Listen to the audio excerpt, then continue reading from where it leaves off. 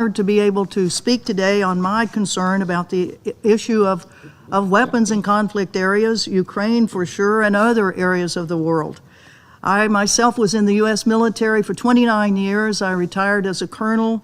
I taught the law of land warfare and Geneva Conventions at the JFK Center for Land Warfare, Special Warfare Center at Fort Bragg. I was in the U.S. Army during the U.S. wars on Vietnam, Laos, Cambodia, Grenada, Panama, and the Central American wars in El Salvador, Honduras, and Nicaragua. I was also a U.S. diplomat for 16 years and served in U.S. embassies in Nicaragua, Grenada, Somalia, Uzbekistan, Kyrgyzstan, Sierra Leone, Micronesia, Afghanistan, and Mongolia. I helped reopen the U.S. Embassy in Afghanistan in December of 2001.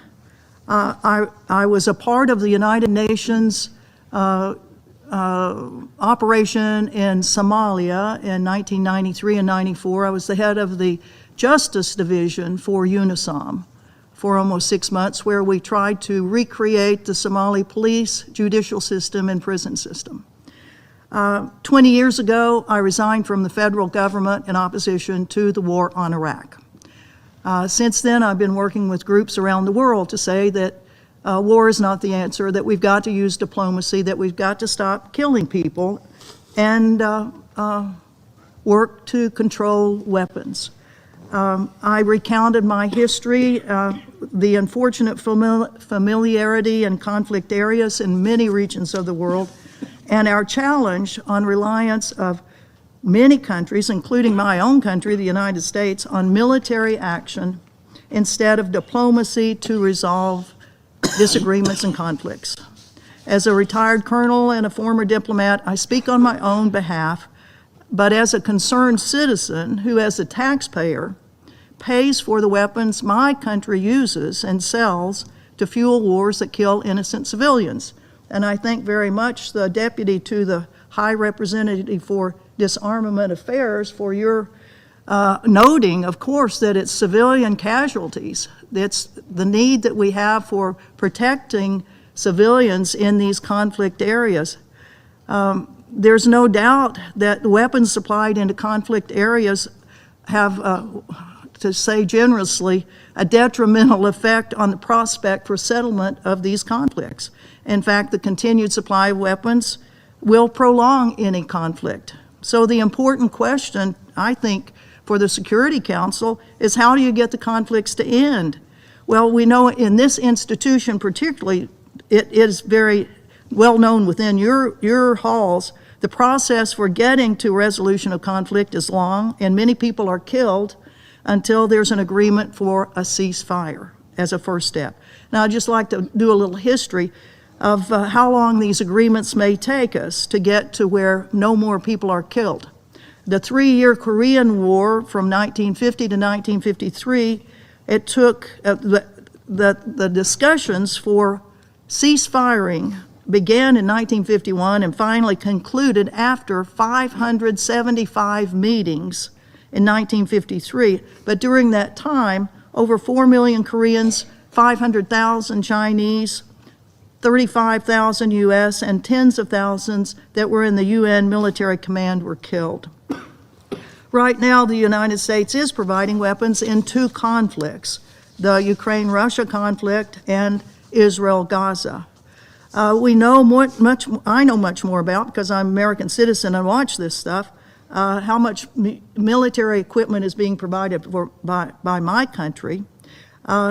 Just 4 or 5 days ago, on December 7th, in a press conference with the UK Foreign Minister David Cameron, Secretary of State Blinken said that in the last 2 years, the U.S. has provided over $70 billion to support Ukraine, and European allies have provided over $110 million in weapons.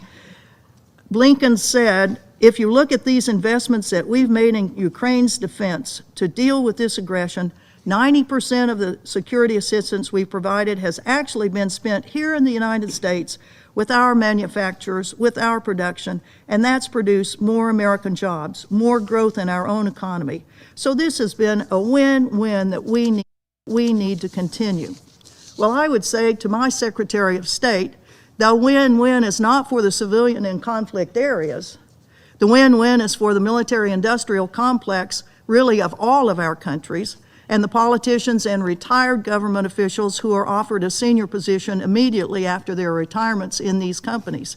It's certainly not a win-win for the innocent civilians who are killed in these conflicts. I'll just mention that fueling the conflicts with these enormous amounts of weapons that profit politicians and corporations inside and outside the conflicted countries must end. I don't know if you've watched the new Merchants of Death War Crimes Tribunal that's on the internet now, where U.S. weapon manufacturers, Lockheed Martin, Boeing, Raytheon, General Atomics, are put on trial by a citizens tribunal for knowingly and producing and selling products that attack and kill not only combatants, but non-combatants as well. So the next session of that is on December 30th, and we hope that you will watch that.